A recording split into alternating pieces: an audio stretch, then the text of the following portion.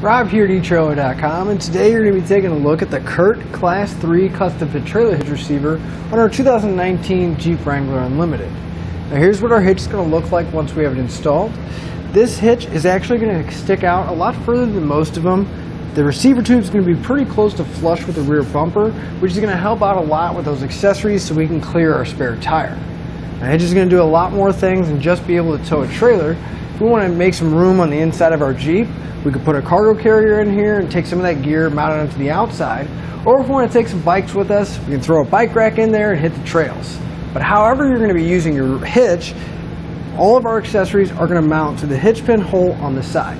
Our hitch is going to accept a standard 5/8 pin and clip. Now these are not going to be included with the hitch, but you can pick them up here at etrailer.com along with some locking devices to make sure your accessories are going to be nice and secure. Now if you are going to be towing a trailer, you're going to want to know where your safety chain connection point is going to be, and ours is going to be on the bottom of the receiver tube, plate style. We're going to have a couple round holes. As you can see, it'll be pretty easy to get most size hooks on, but if you do have some smaller hooks, you're definitely going to want to make sure you come from the front, because the flange is a little thick here and you may have a little bit of trouble getting them to fully engage from the side. Now whether you're going to be using your hitch for recreational purposes like a bike rack or a cargo carrier, or if you're going to be towing, you want to make sure that the hitch is going to handle whatever we put up to it. So as far as the weight ratings go, our hitch is going to have a 350-pound tongue weight. That's going to be the maximum downward force at the end of the receiver tube. That'd be a good amount for some of those larger bike racks or even some of the larger cargo carriers so we can make some room inside. Now it's also going to have a 3,500-pound gross trailer weight rating. That's how much it can pull, but that does include the trailer and everything we have loaded on top of it. Now it is rated for use with weight distribution systems as well, and that's going to be a separate component that you have mounted on your trailer. However, that is going to bump the tongue weight up to 400 pounds and the gross trailer weight rating up to 4,000 pounds.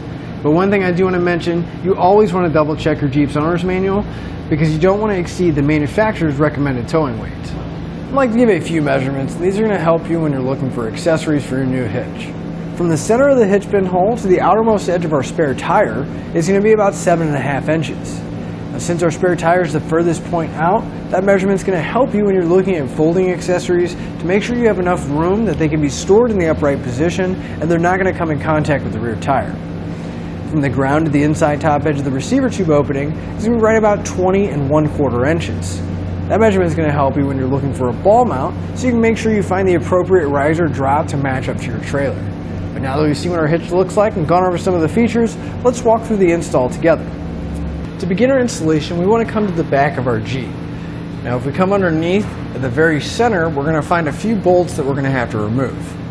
And right at the bottom here, right behind our muffler, we're going to have our bumper beam.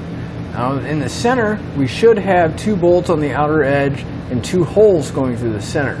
We want to pull these 2 bolts out, so we can grab an 18mm socket or wrench and we'll pull those out.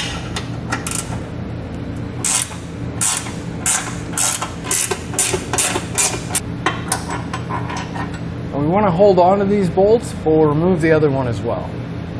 Once you remove those 2 bolts in between the muffler and the bumper beam, if we move towards the back, we'll see this plate here, and that's what those bolts were going through. There's a couple weld nuts. We need to loosen this up so we can get our hitch in place, so we're going to loosen up these 4 bolts in the center of our bumper. The 2 outer ones, I'm going to be using a 10mm socket to pull it out.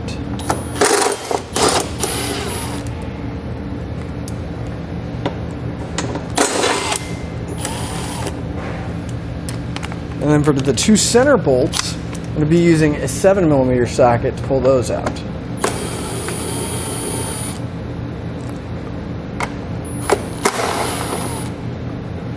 Now you can see that plate's going to be a little loose, which is good because it'll give us just enough of a gap because we want to get our hitch to go around the bumper beam, but on the inside sandwich it between this bracket and the bumper beam.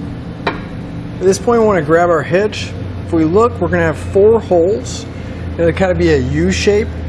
This middle section is going to wrap around our bumper beam, but we want to make sure this outer piece that's going to be towards the receiver tube gets sandwiched in between that bracket. So we'll kind of roughly line it up. We'll lift it up into position. And then the factory bolts that we removed earlier on the ends, We're going to reuse those, and you want to get them loosely started. That way the hitch will hold itself up, and we don't have to worry about it falling down.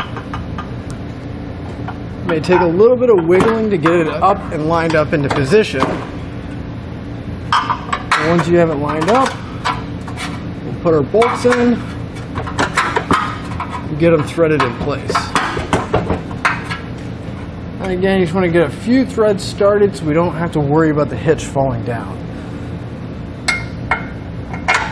Now for our two center mounting locations, we're going to grab the long 1/2" bolt out of our kit and a flat washer.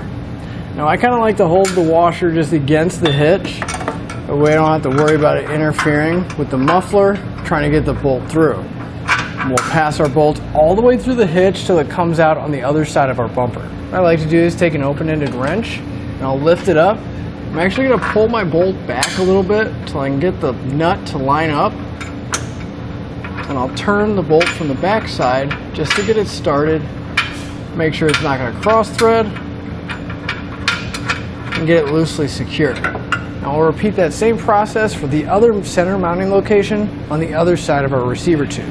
For our center mounting bolts, I'm going to come back with a 19mm socket and a 19mm wrench and tighten them both up until they're nice and snug.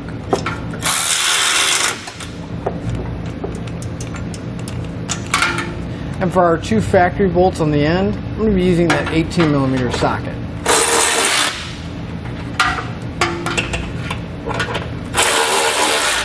Then you want to come back with a torque wrench and torque all your hardware down to the specified amount in the instructions. Make sure you repeat that for any remaining hardware you have.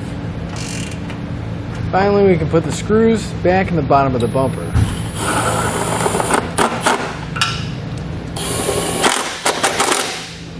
Once you have that last bolt in, that'll finish up the installation and your look at the CURT Class 3 custom fit trailer hitch receiver on our 2019 Jeep Wrangler Unlimited.